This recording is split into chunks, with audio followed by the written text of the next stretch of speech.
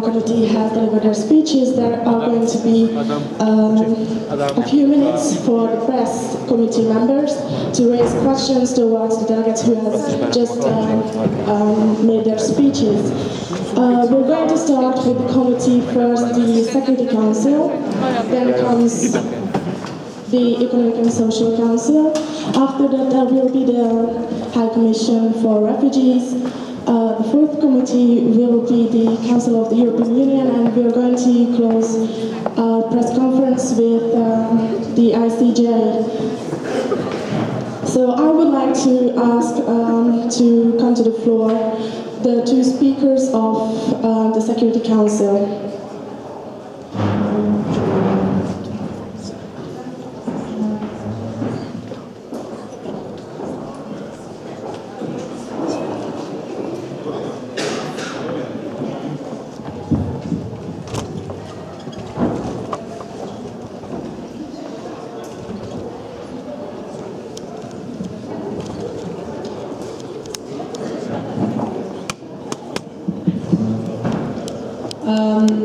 Honorable attendees, honorable press conference, chairs, secretariats, delegates, welcome. The French Republic feels that it is optimistic about the progress that has been going on in the Security Council. Definitely today's session was much more fruitful than yesterday's session. We are mostly optimistic about the progress and the results that we will be yielding. We say mostly because we have certain concerns. The Council focuses on Iran, India, Pakistan, Israel, and North Korea, and the Council has identified North Korea as the most persisting threat in regards to international peace and security, especially with nuclear proliferation. The second threat, which are India and Pakistan, and they both come at the same level, given that they are still negotiating and are still head-to-head with the Kashmir crisis and are engaging in nuclear proliferation because of the Kashmir crisis. And thirdly, come the Islamic Republic of Iran and the State of Israel, given that we are still speculating on the existence of nuclear weapons in Israel, and the Islamic Republic of Iran is willing to cooperate with the international community to ease sanctions and be integrated and so forth. We are very optimistic about what has been going on in the sessions. There are generally very proactive delegations that are willing to contribute to the achievement of this armament. We recently released a treaty of the P5 where 5% of the nuclear weapons that we have would be dismantled, destroyed, or disabled within a given time frame, and we hope that this treaty will inspire the rest of the international community to do the same. Thank you. Thank you, delegates. Please, the Speaker of the minorities, you have the floor. Thank you, Honorable Secretariat, fellow delegates. The Russian Federation would like to mention that indeed we have been discussing about Iran, Pakistan, India, and the DPRK. However, we do not feel as the DPRK is a huge threat at the moment, since there are very numerous sanctions installed against their so-called choosing to ignore the international recommendation and international law regarding nuclear weapons. However, we have to agree with the delegate of France that we still need to discuss the issue of India and Pakistan. These two states have yet no progress regarding nuclear non-proliferation. As far as we are aware, these two states have agreed in general terms, nothing specific, to drop the numbers of their nuclear weapons. However, we still need to clarify the exact amount that needs to be dismantled. Also, regarding Iran, we are very proud to announce that there have been numerous progresses regarding Iran. Its availability to ensure transparency and the fact that up until the end of our sessions, we almost had a draft resolution. However, we feel it was only a small detail that stopped us from actually signing the resolution. We feel that tomorrow that will not be the case in the first part of the debates. Not to prolong this anymore, indeed the P5 have... Please come to your closing remarks. Indeed, the P5 have agreed to many things regarding non-proliferation, and we are very positive regarding the outcome of our session tomorrow. Thank you very much. Thank you, David. Now we are going to have 4 minutes. Please remain here on the floor. These 4 minutes will be allowed for the press committee members to raise questions towards the delegates of the Security Council. The caucus starts now. Most honored delegates of the Security Council, the BBC would like you to clarify, especially for the Russian delegate, how it does not see the DPRK as a threat as of right now, even though it was not ready to sign the treaty, and whether or not you would be ready to invite the DPRK as a guest speaker once again to clarify these issues. Thank you for this question. First of all, no new threat from DPRK has emerged. As far as we know, the same threat was before the discussions that happened today. We do not see an escalation regarding this. This is why we do not believe that DPRK is a threat now more than it was yesterday when we did not even discuss about DPRK. As such, we believe that this issue is not of grave importance. Thank you.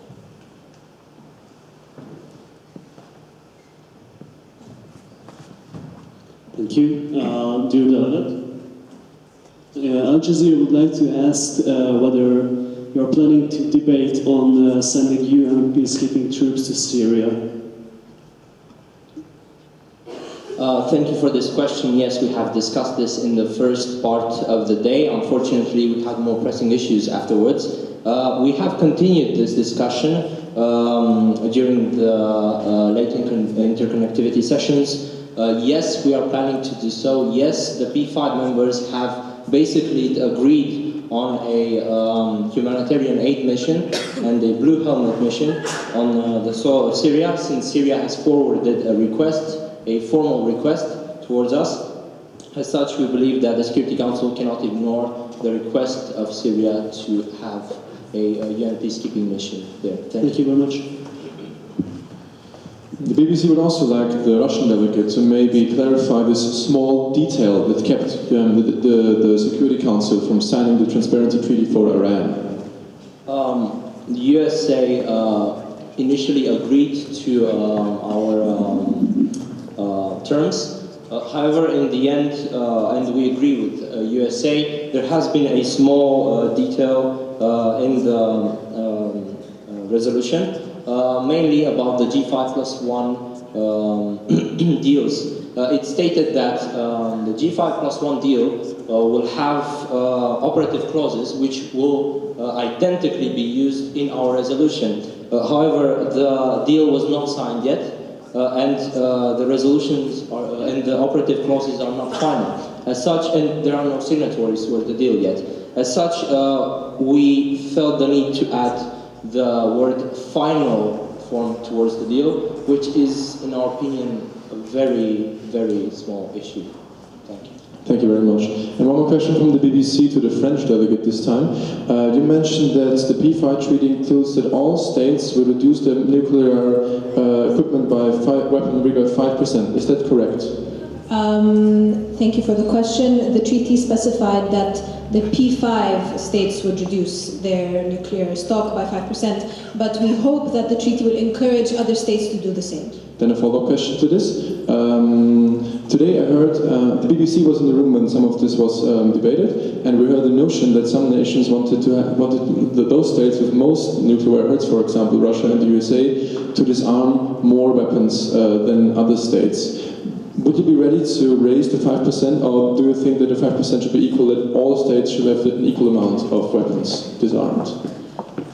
Thank you again for this question. The treaty, mainly at the beginning of negotiations, we wanted it to be a symbolic treaty, something to symbolize the promotion and the importance and maintenance of international peace and security. However, we felt that given that the US and Russia have restarted and reinitiated their negotiations in non-nuclear proliferation and recently signed the New START treaty, that raising the 5% would be almost meaningless, given that they are already working towards nuclear disarmament with the New START. And France and the UK also mentioned in negotiations that whatever nuclear stock that they have left is not that much, so 5% is quite a number in considering the amount that we already have. So that's basically what went on, and that was basically the purpose of the treaty. Thank you very much. No more questions. The time for the questions in the caucus has elapsed, so please delegates take your seats. Thank you.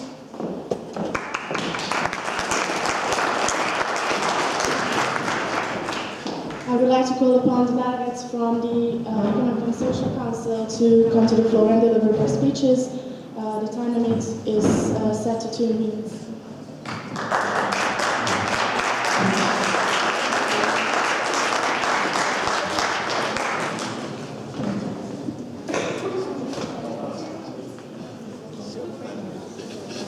Good day, everyone. Honorable chairs, honorable presidency, fellow delegates.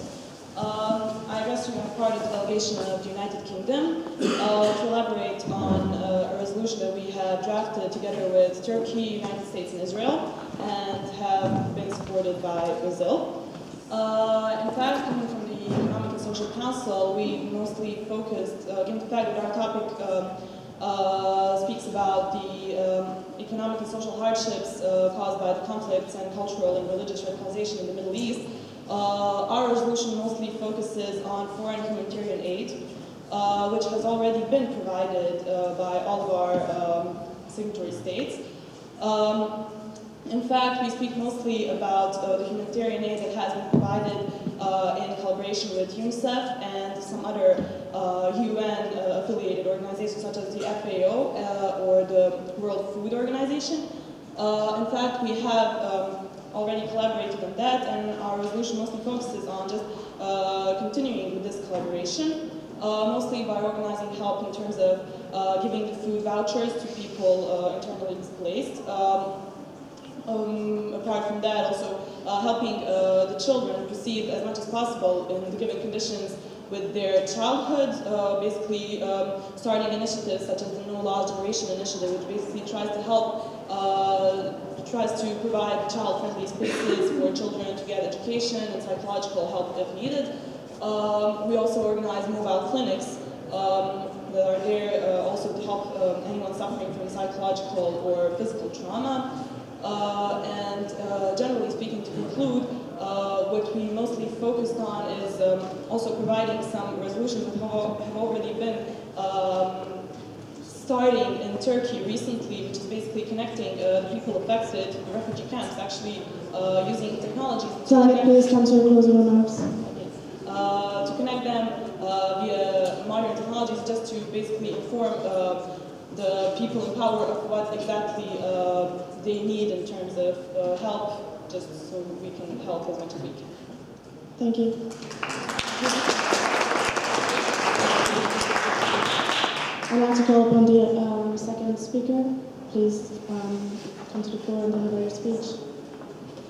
Thank you, Honorable Presidency, honorable delegates, honorable secretariats.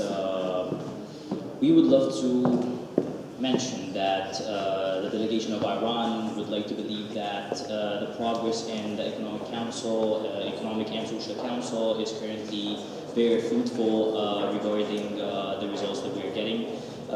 Within our council, we basically do have two resolutions, as has been stated, the majority and the minority. As being the representative for the majority side, Our resolution basically concentrates upon a lot of different aspects. It starts with the economical aspect, the financial. We also talk about refugees, terrorism, and these are basically the main factors that we discuss within our resolution. Regarding the economic side, we actually started discussing regarding financial aids and non-financial aids from different countries to the countries that are deteriorating due to the conflicts that were happening in the present time, and actually, let's say for example, Syria. We do have a lot of conflicts over there that cause a lot of traumas for the people living in within the Syrian borders. Regarding the financials, we also mentioned that the financial aspect has actually been discussed within our resolution under several clauses. Regarding terrorism, we actually started to find out feasible solutions that were actually added to our resolution in order to decrease the rate of terrorism in the countries that have the conflicts within them. Come to your closing remarks, please. Absolutely. And finally, the matter of refugees, because it imposes a very important factor that needs to be discussed with utter carefulness. Thank you, Honourable Chair. Thank you, Honourable. Thank you.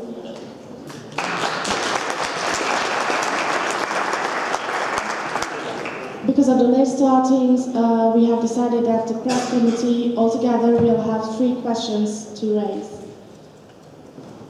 Thank you. Honourable delegates of the ECOSOC committee, the BBC will be interested whether you are considering, next to human aid, also establishing sanctions against Turkey, because they did not, or maybe you can inform me on this, as it seems to the BBC they did not do anything in order to help those Syrians that are being hunted and slaughtered in their own country. Can you elaborate on this? Are there any sanctions planned against Turkey?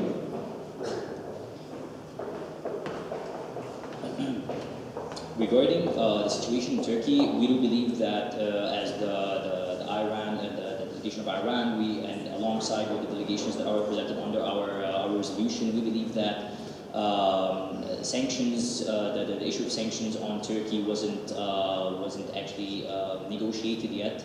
But regarding such a decision, we would love to confer due to the upcoming days in the conference in order to make sure whether we want to and add it to our resolution or not. Thank you very much.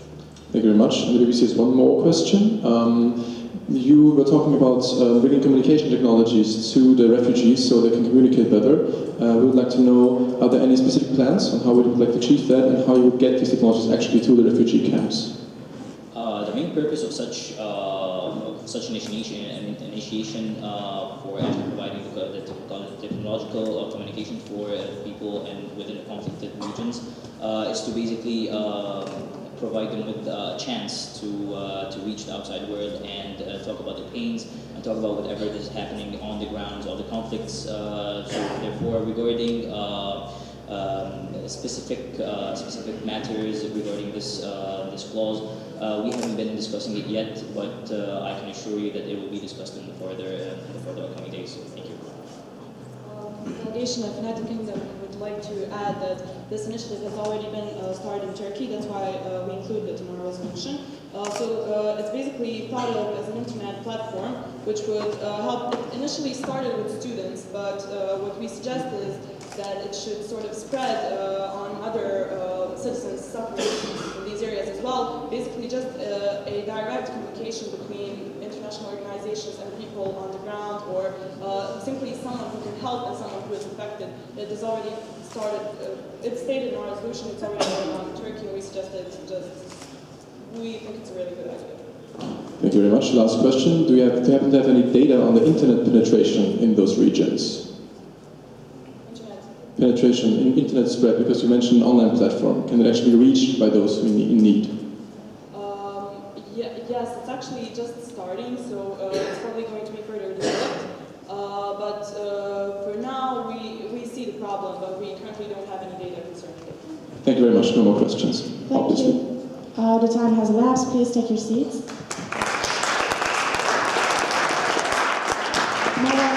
Now I would like to call upon the delegates from the United Nations High Commissioner for Refugees to come to the floor and deliver their speeches.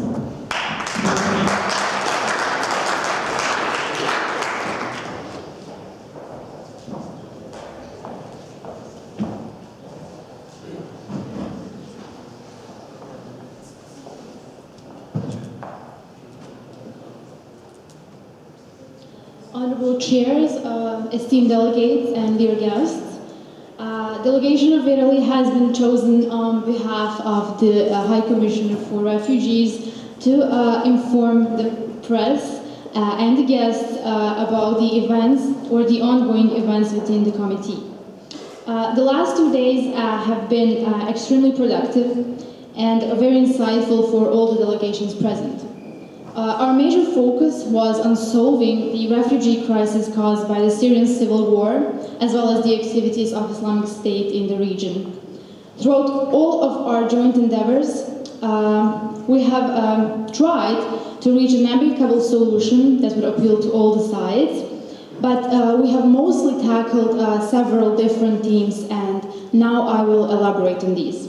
First, High Commissioner for Refugees has come to a conclusion that the utmost importance should be given to solving the conditions in the existing refugee camps, with particular accent on food shortage, water accessibility, sanitation, and medicine availability. Another important aspect is also education, given the rising number of children under the age of 18 that are present in these camps.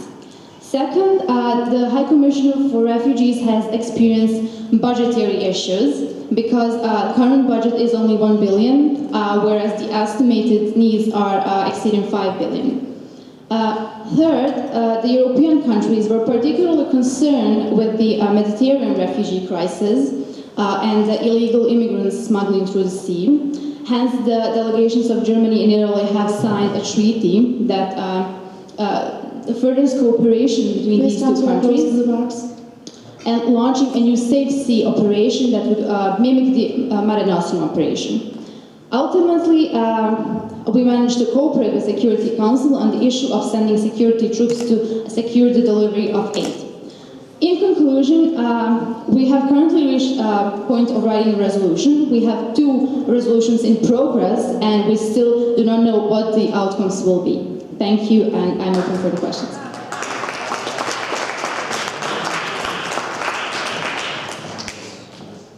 Honorable Chair, honorable delegates, and honorable press committee.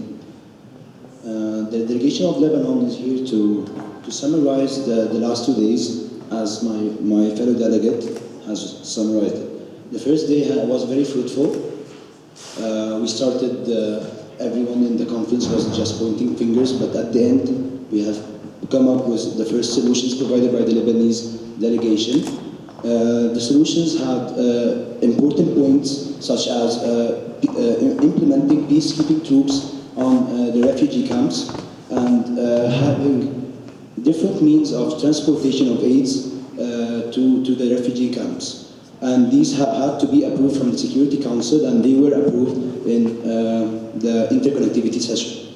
And there was another important point of the funds had to be under the supervision of ECOSOC to assure the fair distribution of the donated funds, and they were also approved in the interconnectivity session in the Arab League. The second day started by recent news about Turkey and Jordan and Iraq, and Turkey, Lebanon, Iraq, and Jordan have closed the borders. Actually, Turkey has closed the borders because of the incident of the raping of the girl in Turkey and the officer.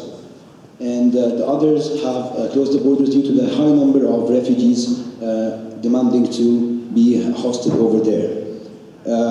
We sent a legal question for ICJ asking them whether it's the right for these countries to close the borders or no, and it was no. Please come to your closing remarks. Okay, and we had too many caucuses, moderated and unmoderated caucus, to start the resolution, and the delegate of Jordan from Security Council has came to approve the peacekeeping troops, and he was talking about the camps in Jordan. And the Swedish delegation was also here present from the European Union Council to elaborate on how they accommodate the refugees in their cities.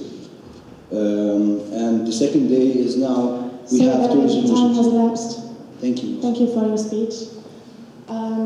So, like the last time, the press committee has altogether 3 questions again. Thank you. My question will be to the Honorable Delegate of Lebanon. we would like to ask, Al Jazeera would like to ask whether you have a solution for the refugees who are stuck at the closed borders of Turkey.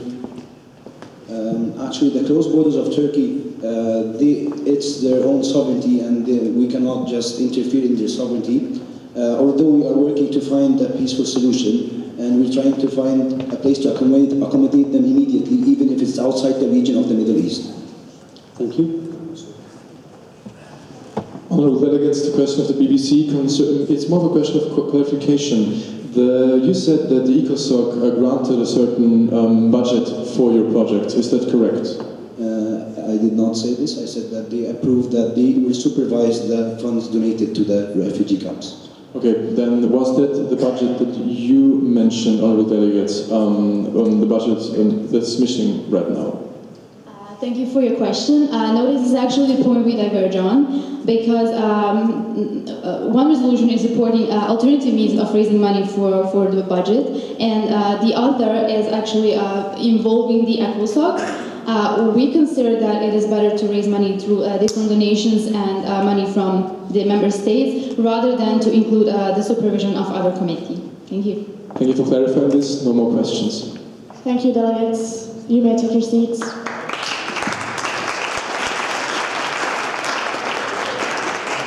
Now I would like to call to the floor the two representatives of the Council of the European Union.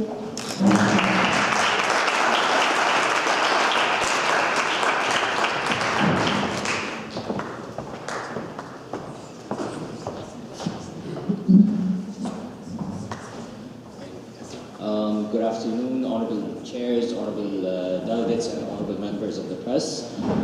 First, we would like to start by saying how alarmed the European Union is with the escalating situation going on in the Middle East, especially with the matter on refugees, seeing that it is getting quite out of hand. The first problem that we faced is that we were alarmed in the morning when we found out that Turkey had closed the border. We stand by all of the victims that died in the incident. However, we saw that as a unilateral and quite a radical decision to be taken, even though we respect the sovereignty behind the decision and the Turkish people's rights to security. However, we were alarmed by it. The European Union acted right away by sending a delegation composed of the delegation of Sweden, Cyprus, and Malta.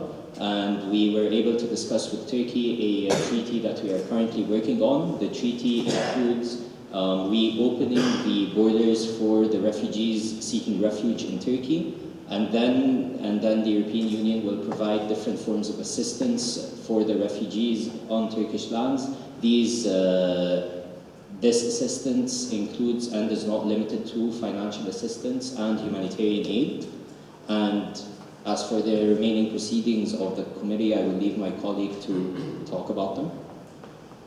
Yeah, thank you, most honored colleague. I would like to start with the fact that I believe, and Poland believes as well, and speaking on behalf of the Council of the European Union, nothing demonstrates better the unity inside Europe that we are with my partner, with my colleague, not here presenting the minority and the majority opinions of our council, but we are presenting the unified and the only opinion, which is in Europe, the only opinion which has to be the interest of whole Europe, not only Poland, not only Sweden, not only the United Kingdom, and not even Germany. This has to be a European interest, and therefore, as the European Council at one point realized that the Home and Justice Affairs Council, as in this setup, might be exceeding its capacities, we have realized that we should take the question of the unfolding Middle Eastern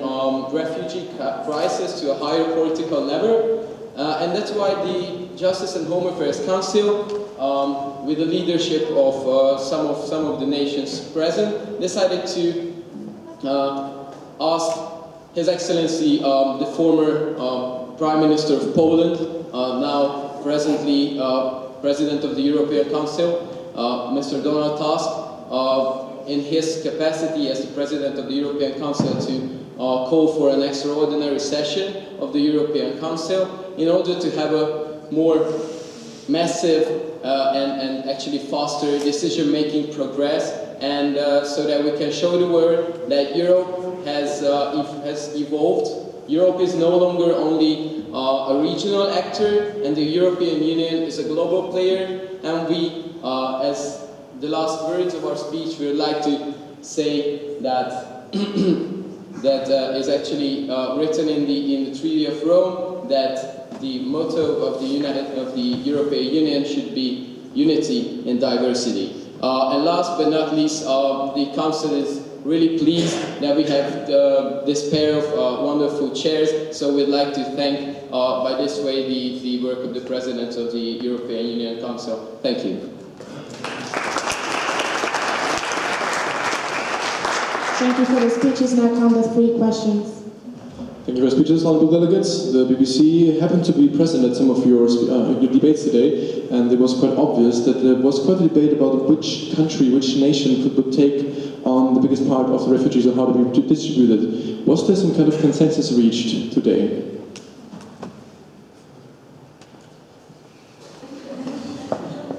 Thank you.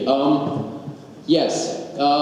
Since, as I mentioned, we are trying to achieve consensus in each and every question, since we can only be powerful as a global player if we act in unity. Otherwise, this wouldn't be feasible. We have set up a group that will be tasked with determining the exact numbers, and we are really eager, as the Justice and Home Affairs Council, we are really eager to have the opinion of the gathering of our heads of state and government, namely the European Council. And after that, as we have recommended Mr. Donald Tusk to call for the European Council meeting before the 30th of this month. So as soon as possible, we hope that we will be able to provide more and more sufficient information on this topic. Thank you. Thank you very much for this question. If I may add something. Sorry.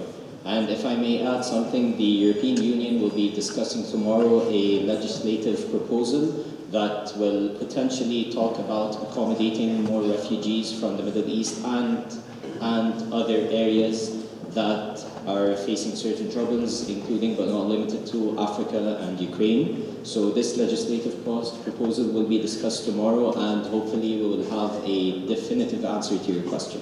Thank you. Thank you very much for this answer. The BBC has another question. You already mentioned the extraordinary session that with Donald Tusk that should happen before the 30th of April. As the Honourable Delegate of Poland is surely aware, this conference is supposed to end in 2 days, on Monday the 20th. Can we expect this special extraordinary session to happen in between those days? Well, the delegate of Poland, as well as the European Union Council, we mean the Council of the European Union, as such, has always been, and as Europe for centuries has always been a place where people think on the long run. We don't think that actually the modeling of a conference, as we are present today, we weren't thinking this through, so we try to see the big picture, and we try to act to our best to ensure that we are simulating the work of the European Union and the work of the Council of the European Union accordingly. This is a tough question to answer, but the best answer Poland can give to this question is that Poland thinks that we are not simulating this conference, and we are not simulating the work of the European Union, but we are actually the European Union itself. Thank you. Thank you very much. And the last question. Given the fact that might or might not, this conference will not happen in the next 2 days, we do not know. Do you think that even without this press session, you will be able to come to resolutions and results in the next 2 days?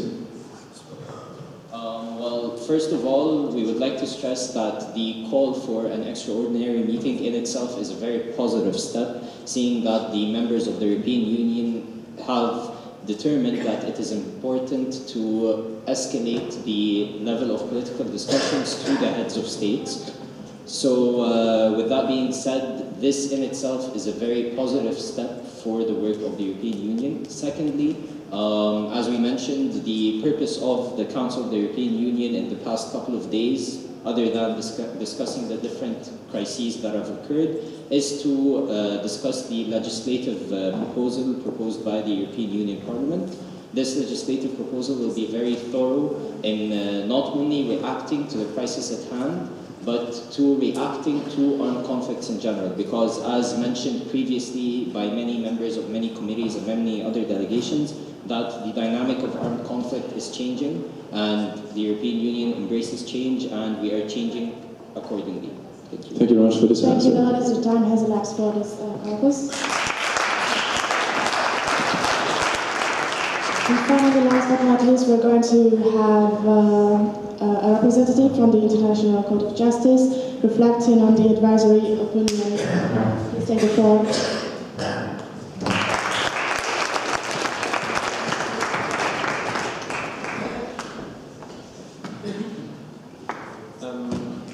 Honourable Chairs, Honourable Presidency, distinguished delegates, this afternoon the International Court of Justice was presented with an advisory opinion, with a request to make an advisory opinion. The factual basis for this was already mentioned in this room. Two Syrian refugees who tried to rape a Turkish girl were interrupted by a Turkish policeman who was by those refugees shot dead. Turkey, in response to those events, closed its borders. And the question posed by the High Commissioner for Refugees was whether the government of Turkey could refer to self-defense as justifications for its closure of the borders. And after an extremely fruitful debate, the court decided as follows. There can be no talk of self-defense